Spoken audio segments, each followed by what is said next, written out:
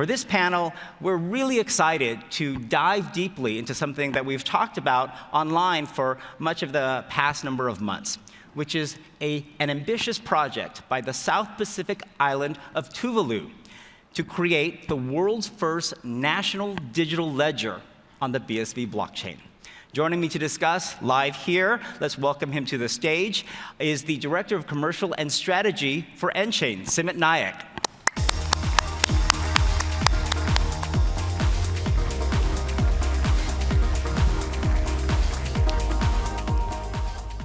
Okay, and joining us remotely from three very different places across the world, we're going to bring them on screen, are some of the additional team members working on this ambitious project. Coming to us today from Panama is the Managing Director of a consulting firm called Faiā and our Bitcoin Association Ambassador for the South Pacific, George Siosi Samuels. Wave, George. How you doing?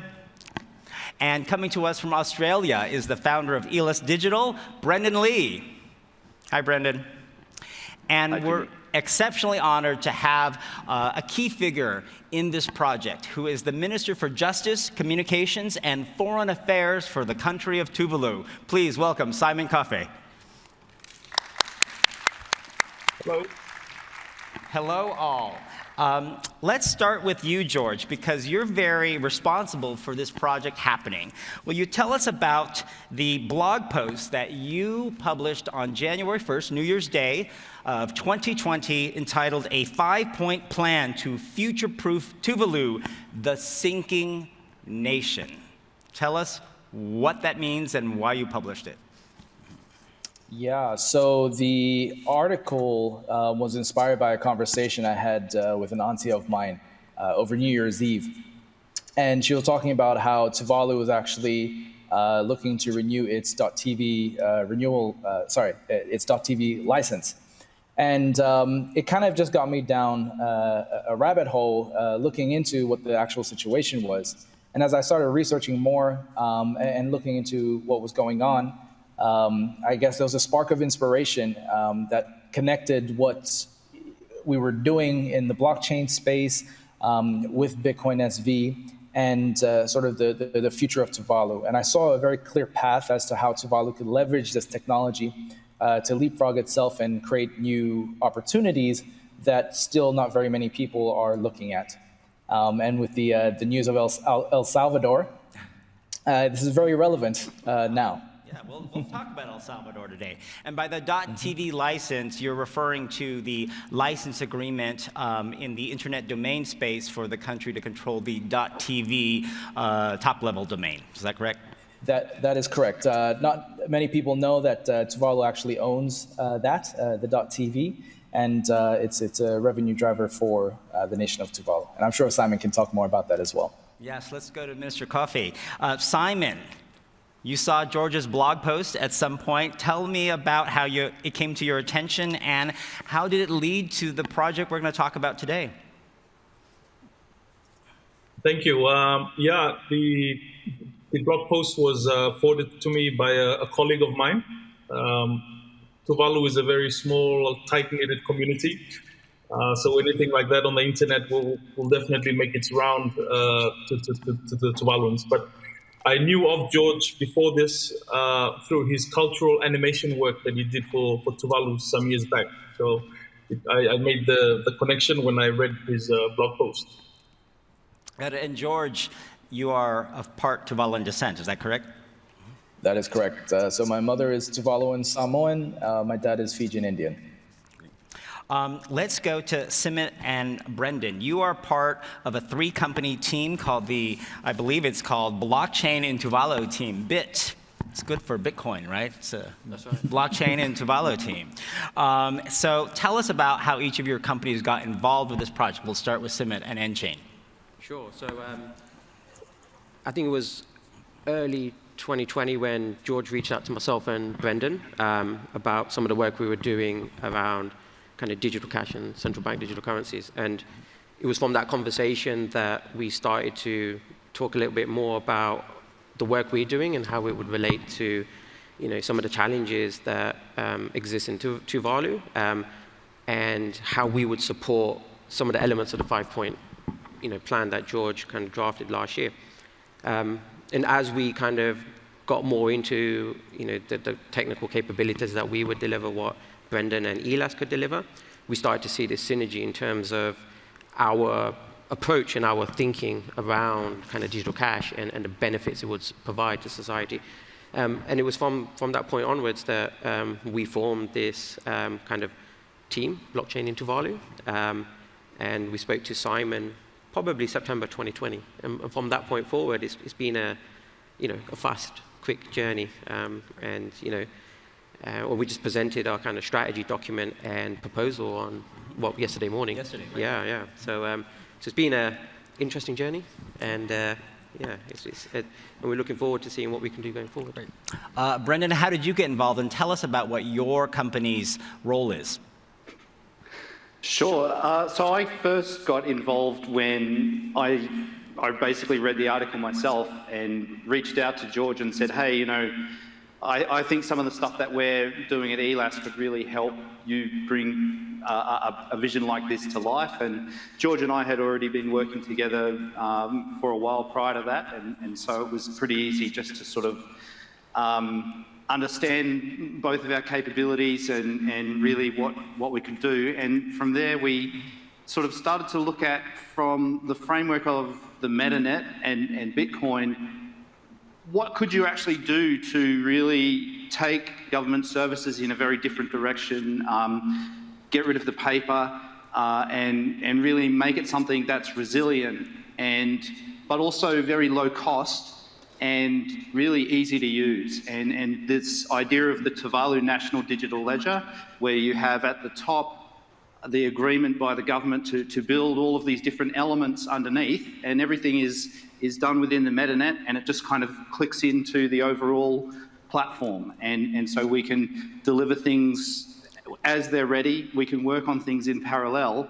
And it's, I think, just a really great framework for the next generation of services. And we'll show, as we start to release the first elements of the project, just what a leap forward in capability in terms of speed, accessibility, oversight is possible with this technology. Great. And by the MetaNet, for those of you who do not know what Brendan is talking about, it is a protocol and concept for a better, more commercial internet, organizing data in a way that can be used through the blockchain and even monetized, which you'll hear more about later towards the end of the day from our keynote speech from Dr. Craig Wright. Simon, I want to go back to you. Brendan mentioned getting rid of paper and making a more efficient system for government services. I know that's part of this National Digital Ledger project, but could you give us an explanation in your mind about what this National Digital Ledger will be for Tuvalu? Thank you. This project is quite a significant project for Tuvalu. We've conducted a discovery phase, and the findings were presented just yesterday for us here in Tuvalu. So we're quite interested in the blockchain technology and how it can support our government services applications that we build. And we're particularly interested in the security aspect of BSV blockchain and the scalability of it as well.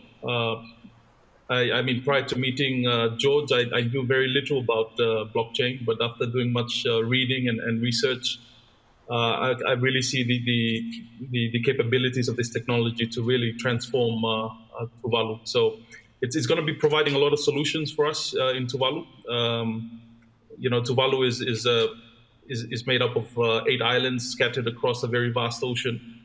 So it becomes very difficult for delivery of services, transactions and accessing your money as well is a real challenge in the island. So we're looking at technology to solving our problems, and if that becomes a model for other nations, that's a bonus for us.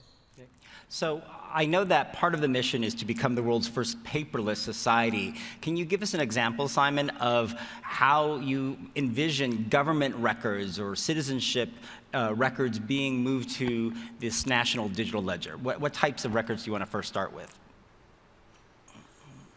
While we're looking at citizenship applications and processes, our birth and death registries, our land registries, but also we're interested in looking at other things like our fishery, because the fisheries in Tuvalu provides about 60% of our government revenue.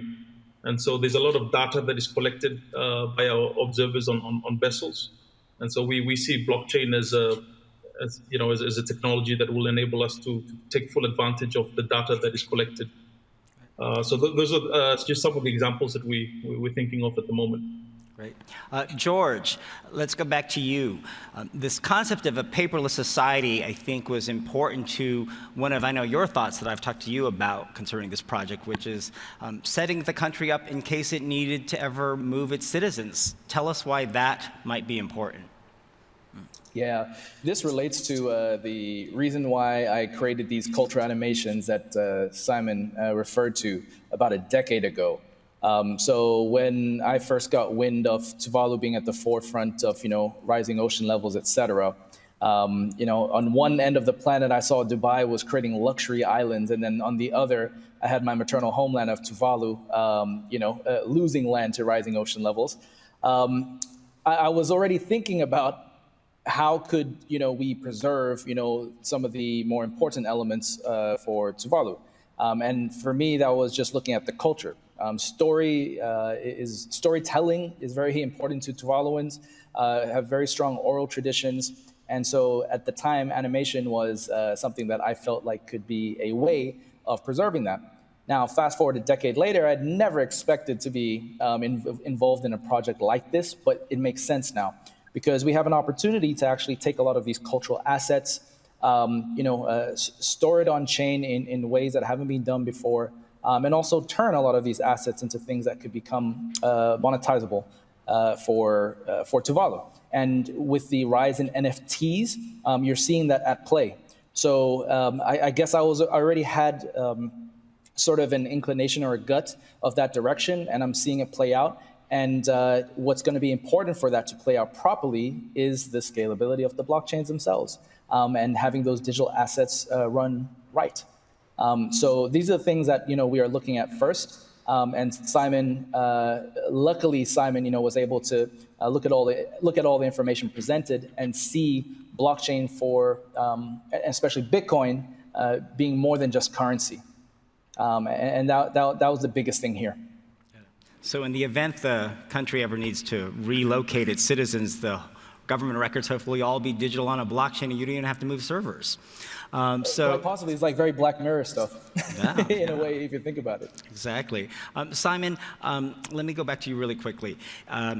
George mentioned the understanding of Bitcoin as more than just currency, which is something most people don't see, but we see in the BSV ecosystem. You mentioned you did not know that much, if anything, about BSV before this all started. Tell us about your journey in learning about BSV and why you decided to build this ambitious project for your country on the BSV blockchain.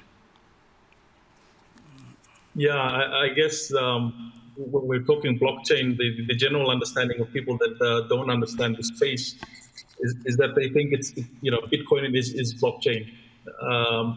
But one thing that I've, I guess, discovered through my learning and reading up on this topic is one of the things that is appealing about the BSV blockchain is that they're not focused primarily on cryptocurrency, but it has a much broader vision to fully utilize the capabilities of blockchain to support all types of applications that we use on a day-to-day basis. And for us as a government, we're looking at some of the things that I've mentioned about our citizenship registries, birth and land registries, to build on such a platform. Okay.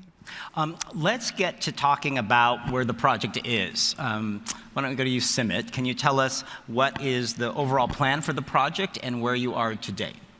Sure. So it was around December last year where we started the strategy phase to kind of understand a bit more about the challenges, some of the kind of insights that Tuvalu have around the vision and the strategy going forward. And we embarked on a kind of 3 or 4 month strategy phase. So we not only talked to Simon and the rest of the ministers within Tuvalu, but we also talked to all the citizens because we wanted to understand wherever you are across the 8 different islands, what are the challenges with accessing government services? What are the challenges, accessing cash? And what that did is give us a phenomenal understanding of some of the challenges and how our approach and our technology would be able to kind of help address those problems. And so, as Simon kind of mentioned, yesterday we gave the final presentation to Simon and the rest of the government in terms of our findings, our insight, and our approach. And so over the next couple of weeks, we're now going to start talking about how we move into the delivery phase and how we start delivering a proof of concept and a prototype for the 2 main areas that we're looking to kind of focus on over the next couple of years, one of which is kind of a use case for data, and the other use case is around payments. So as kind of Brendan mentioned, we're looking to create ledgers and services for kind of storing and accessing government information. So the first step in the registry service is to capture citizenship details. And the citizenship details are going to help kind of facilitate the application process for citizenship, but it's also going to be an enabler for us to kind of enroll the Tuvaluan citizens into the digital cash system.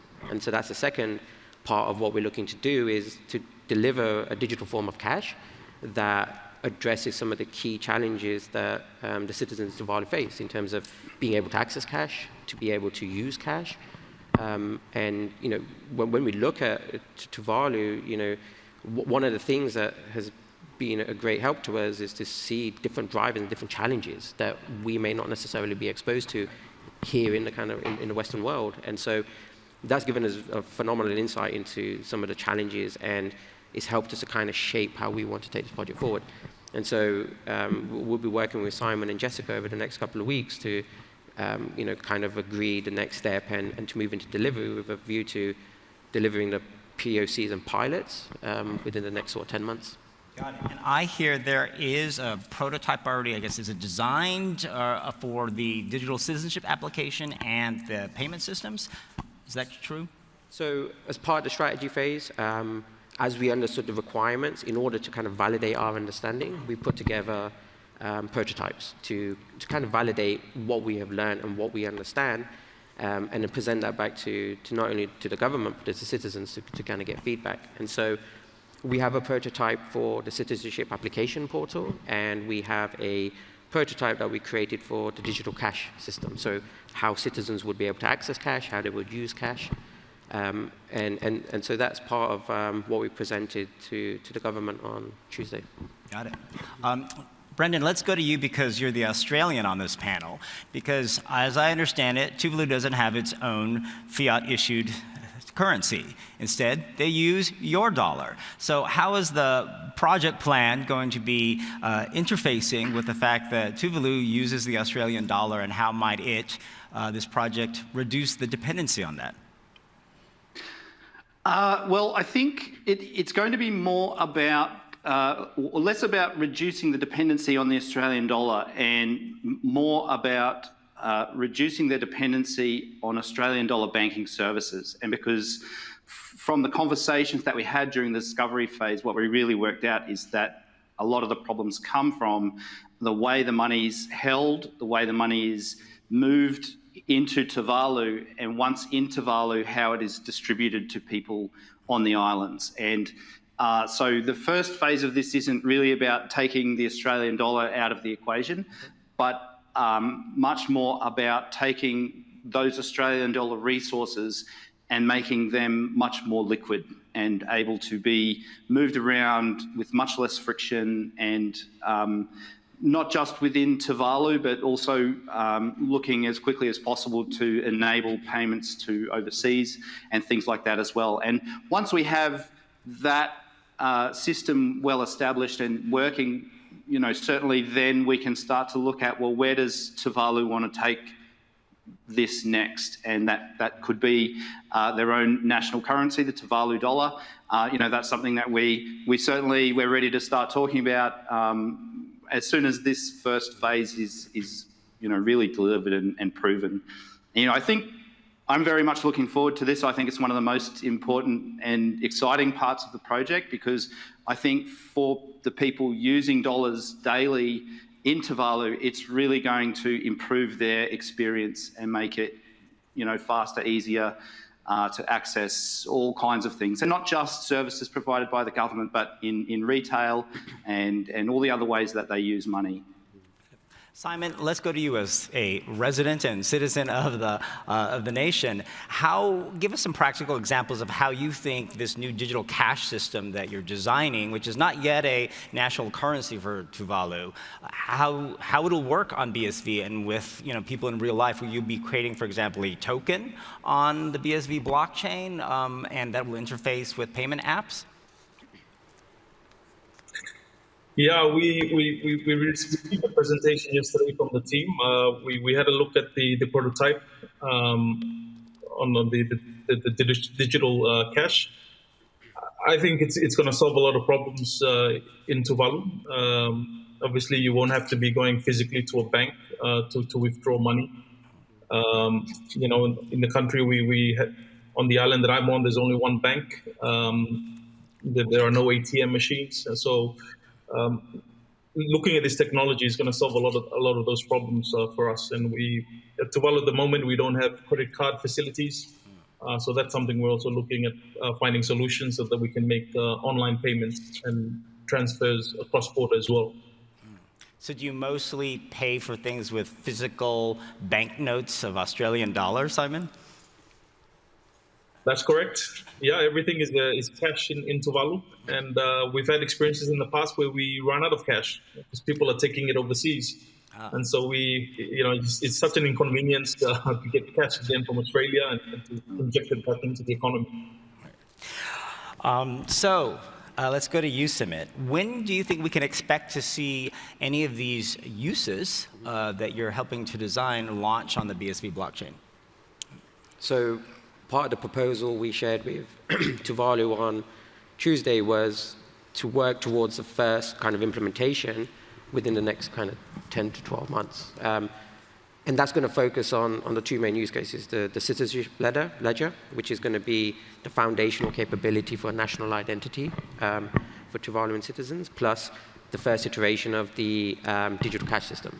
And the focus on the digital cash system will be to help the national bank address a lot of the friction that they have in terms of being able to manage the circulation of cash within Tuvalu. As Simon mentioned, every quarter they have to physically ship Australian dollars from Fiji on aircrafts or on ships. And so there's costs associated with that. There's a time lag associated with that. And so the digital cash system is going to provide a system for the national bank to manage circulation of cash more effectively.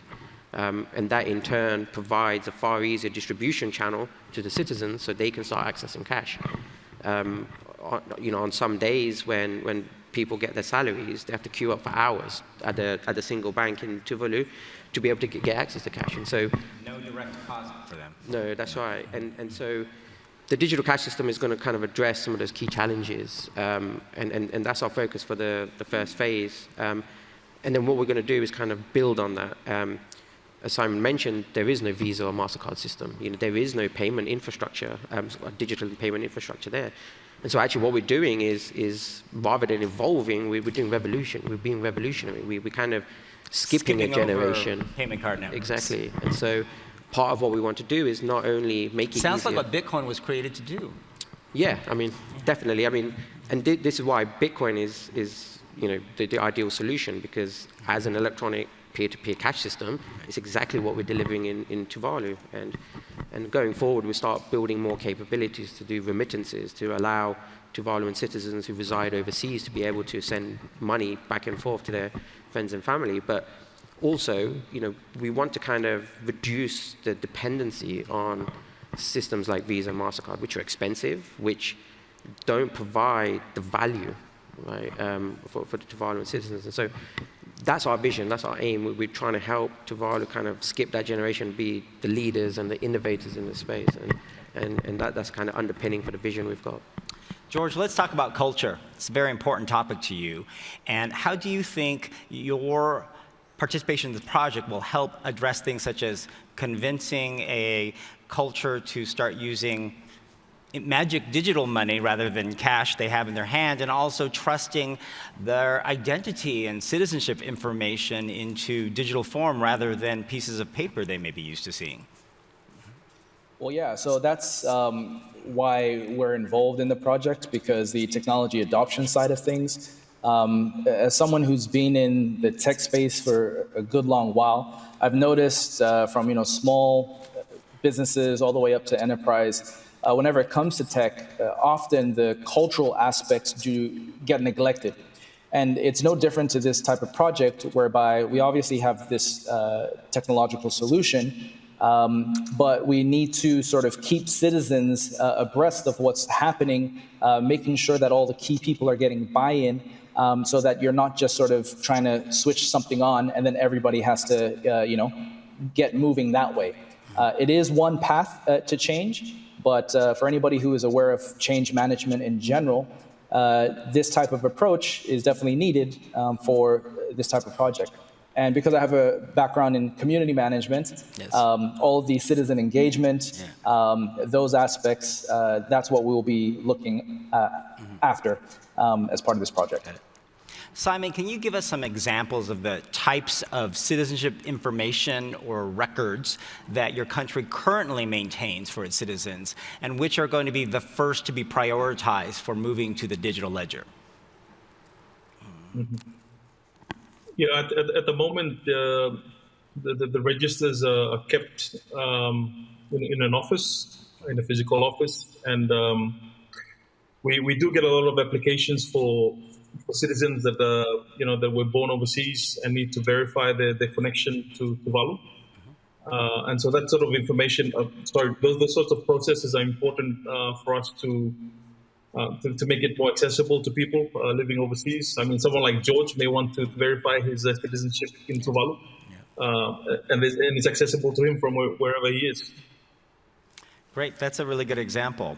Let's talk about challenges. Obviously, implementing something like this, particularly in an island nation, given where it's located, is not easy. Internet connection is clearly a challenge, right? How is that going to be tackled? Anyone want to take that?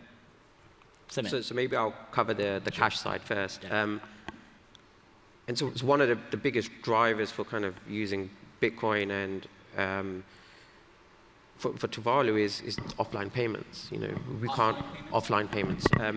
And so where we've got a lack of infrastructure, a lack of access to internet, we don't want to kind of stop people from making payments. And so with the way kind of Bitcoin SV is designed, it allows us to kind of deliver offline payments as a functionality. So we can still do payments peer-to-peer, just like cash. And when we do have access to internet, we can then kind of validate and process those transactions. And so when we've been going through the kind of strategy phase, understanding the requirements, we've also been careful about understanding some of the constraints and some of the risks that may kind of impact the solution we design. And so together with George and Brendan, we've not understood the kind of the functional requirements. We've also started to understand the non-functional requirements, some of the constraints, some of the risks, and some of the challenges we will face. And so on the cash system, we've designed it such that for low-value payments, we can still do those in an offline manner. So, people aren't, stopped from making payments if they don't have access to internet, which I think is a key requirement for any cash system, right? On the kind of the registry, can't depend on two nodes being both online at the same time to be able to send a payment and for the system to work. Exactly, it just doesn't work. And so what this engagement's actually done is kind of validated, our kind of assumptions around why Bitcoin is designed in the way it is and the value it delivers. Because, within Tuvalu itself, we've got 9 different islands, we've got, different kind of capabilities and access to internet and access to data. And so we need to ensure that not only do we deliver a solution that is effective for the government, but also for the citizens. And on the data side, I'll probably let kind of Brendan cover that off. But, we have to kind of keep in mind that the 2 use cases we're delivering are kind of payments and data. And on the payment side, we've definitely taken into consideration some of the constraints we may have in terms of network access. Let's turn to Brendan. Let's pinpoint that whole point about offline payments, because you're part of the Bitcoin Association training development curriculum team, and it's one of the topics that we cover there, because Satoshi actually designed Bitcoin, right, in the IP to IP system that was described very early on with one option to send payments when the participants are offline. Can you describe that for us and how that's integrated into the digital cash system that you're designing for Tuvalu? Well, so effectively how that works is that the parties who want to make the payment also provide proof of existence of the tokens that they're giving to those people. And those people can then choose to accept and see that those tokens have been signed and providing us that proof of change of ownership. And so then the risk to the merchant is only that that person would try and go and double spend those tokens on them. But really, especially in a place like Tuvalu, where it's a very tight-knit culture, people aren't really going to go and do that. And so it's quite safe in that way to be able to transfer digitally, to transfer offline, and then when network services are re-established, to go back on and finalise those transactions on the ledger. And certainly that's going to be one of the components of this digital cash system that we'll be testing very carefully, because obviously it's not something that really has been done before in this sort of context. And so, but we definitely know that we can do it. We know that we can do it quite simply and quite easily. But it's just making sure that we achieve that right balance of usability and making sure that we're not placing any other limitations on the system in order to make that work really well. And Brendan, can you very quickly address, because Simit was trying to turn it over to you, I think, how you will deal with the internet connection issue with respect to the data applications being built for this project? Sure. So I think this again comes back to SPV, and without diving too deep into the technical side of things, there will be copies of the data that people will have, or that the Tuvaluan government will indeed have in Tuvalu. So even in an event where the whole island is taken off the global internet, they still have a copy of all of their national digital ledger. It's all linked back to the blockchain, so we can see and validate all of the information that's within it, and it still remains usable. And so, an offline edit to a MetaNet graph is the same really as an offline transaction. It gets held in a buffer, and then when the connection comes back, we push the update. And so it's another aspect of the system. I think it'll technically be handled in a reasonably similar way. And I think definitely something that is a challenge, but not one that I'm afraid that we can't meet. I think all of the technology that we need to be able to manage that very effectively has been in Bitcoin from the first time it was turned on. So, just excited to make it work. The way it was designed. And for those of you who don't know what SPV is, Brendan's referring to simplified payment verification, which is a section of the Bitcoin white paper often overlooked, which provides a mechanism for scaling for higher transaction volume, because not all users need to keep an entire copy of the blockchain, which gets bigger and bigger in data size over time. You can design wallets and systems where you only need to track transaction information in its simplest terms that's more limited and more relevant to you. And I think what you're describing is what I would call not simplified payment verification, because it relates to data. So maybe we'll coin a new term today, right here on stage, simplified data verification. So on scaling, let's go back to Simon, because you mentioned that was one of the criteria for you with BSV. What's the type of data transaction and payment transaction volume you're expecting as this ambitious plan rolls out on your national digital ledger? Yeah, I guess with the prototypes that we have developed so far, we're looking at citizenship data, we're looking at payments, but over time I think there's going to be an expansion to cover other data. I give an example of the fisheries,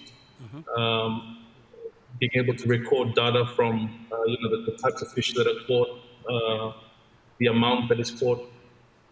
So I envision that there's going to be a lot of data that's going to be going on to the blockchain.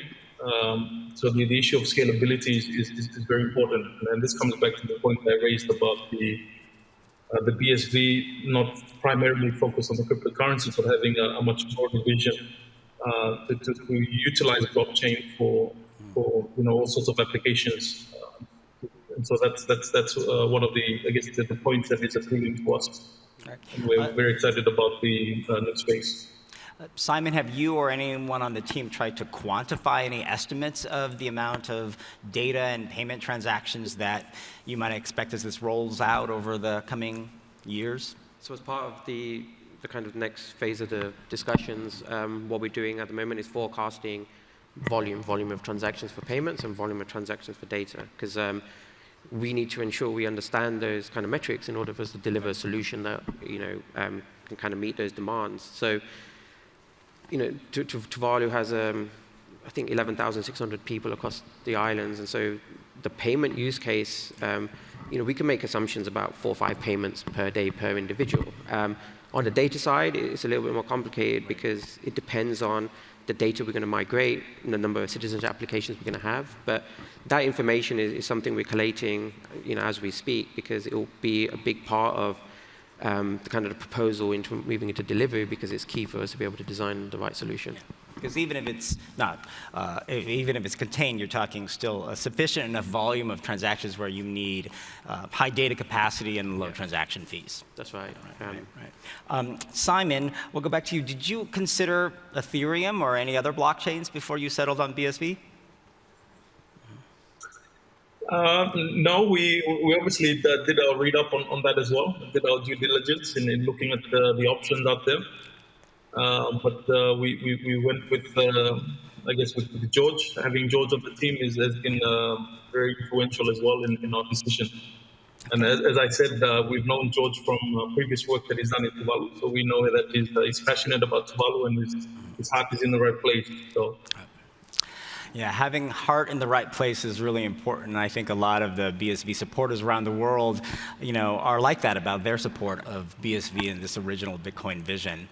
So George, what does it feel like to work on a project that embraces both your passion from a technology perspective, because I know you've been a Bitcoin BSV supporter since the beginning, and your culture? It's a great honor. I think this is the difference maybe between this for me and some other projects. This is it's beyond just the technology for me. This is an honor to my ancestors, my roots. And so it takes on a whole different kind of meaning. So even when we sort of announced the news, we had BTC influencers saying things like, "Oh, you've just scammed your whole country." But I wouldn't put forward something like this if I didn't have confidence in the underlying foundations. And that's one thing that I'm very big on, foundations, because whenever you're building something, you want to build it on strong foundations, regardless of popularity and stuff. And so again, it's a big honor. Got it. Brendan, what's the thing you've most learned from your experience on this project so far that surprised you? Well, I've certainly learned a lot about Tuvalu and just how different life can be for someone who ostensibly is so close to us in the world, even uses our money, but that have such a totally different experience with it every day. And that, we're in a position here to really bring about a huge step change and in the way they do things, and that they're excited about it. And that's the most important thing, I think, is that the people of Tuvalu are excited about this project and they want to see it go ahead. And by having that homegrown support, that tells me that we're definitely on the right track. I think one thing that we sort of maybe struggle to get across sometimes, but is that this will be their ledger. We aren't going to be there writing their information onto the blockchain for them. We're going to be providing them the tools to do it themselves. And to be there when the first country actually takes this up and begins using this, it's just so exciting. And so I've learned, I think, that there's a lot more that we can do that we just need to sort of try and imagine it And I mean, I know that sounds pretty airy-fairy, but none of this exists today. And so it's really about getting it down, getting the ideas down, and making sure that when we show them the ideas, that they agree that this, yes, is what we want. And that's what we've been getting back. And yeah, it's very excited. Yeah. Simit, as someone who, you and I do this a lot together, engage with governments around the world and government agencies about use of blockchain technology. What do you think other governments around the world can learn from the lessons you're gaining from this project and use of blockchain? So I think the most important thing that other governments can kind of learn from this is to come to the table with unbiased views. What we did with Tuvalu as an example is that we didn't presume we knew what they wanted. We sat with the government, the citizens. We spent 4 or 5 months understanding exactly the challenges, their vision, what it is we wanted to kind of deliver. And part of that was to kind of deliver requirements. And it just so happens that Bitcoin can deliver on all those requirements. Now, other governments kind of assume what they want. They assume that they understand, the concept of blockchain and public blockchains in particular. But what they don't understand is their perspective is very different from citizens' perspectives. And so governments need to engage the citizenship to understand how the person who's going to use cash or the ledger day to day, what the challenges are, what their needs are. And I think what Simon and the government have done really well is to come with that open mind, to come to the table and explain the challenges and what it is they're looking to do. And we've kind of helped to kind of then define a solution that will help them to kind of address those challenges. And that's all I ask from other governments is come with an open mind, tell us what it is you want, let us help you to kind of understand some more the nuances around what it is you're looking for. And then we'll kind of help you to kind of deliver a solution that will help you to meet those requirements. Yes. Yeah. With the nChain way. The nChain. Okay. Simon, we'll end with you. I'm curious if you've gotten reaction or questions from people in other governments of other countries about this project and what you've told them. Yeah, we've got a lot of interest from other countries and major organizations as well, showing very strong interest in what we're doing as well. And again, you were mentioning about Ethereum and other blockchains. Some of these interests are coming from those blockchains as well. So we certainly have something to prove here, and I think once we're able to deliver successfully on this project, it will demonstrate the capabilities of the BSV blockchain to really transform a nation. Yeah. What do you want the world to know about Tuvalu as this project becomes more known? Well, Tuvalu at the moment is known for a country that is vulnerable, one of the at the forefront of climate change, and so we tend to be looked upon with sympathy. But the government wants to change that, and we're looking at technology. This project that we're working on right now to be able to demonstrate that. These physical limitations of time and space can be resolved through technology. And being a small country can actually be a strength and a benefit because we're able to implement technologies quite quickly and roll it out across the nation. So I hope that we're able to change that perception of people as they look upon Tuvalu. So we're putting a lot of expectation on this project. So are we, and on behalf of all of us who are supportive of the BSV ecosystem, I want to wish you great luck in the rollout of the National Digital Ledger for Tuvalu and the digital transformation of your country. And I can't wait for our invitation to come visit Tuvalu, and I'll be speaking with Calvinaire later about when CoinGeek Tuvalu will be scheduled. So on behalf of all of us, let's give a round of applause to all of our panelists. Thank you so much to our remote speakers. Thank you, Simit. Different backgrounds, diverse geographies, and disparate experiences can all inspire ideas that lead to breakthroughs.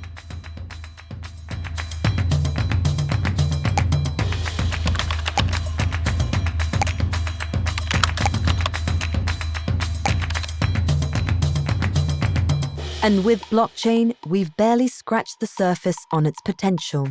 So what's next for this breakthrough technology, and where can it take us? That's where you come in. Learn to leverage your creativity and harness the power of blockchain technology to tackle the biggest challenges of today and opportunities of tomorrow. Discover how you can make your ideas a reality with BSV, the only blockchain that scales unbounded, offers a stable platform with world-class security, and the support of a global community of experienced, knowledgeable developers. Join the 4th BSV Virtual Hackathon, and let's build the future on the blockchain.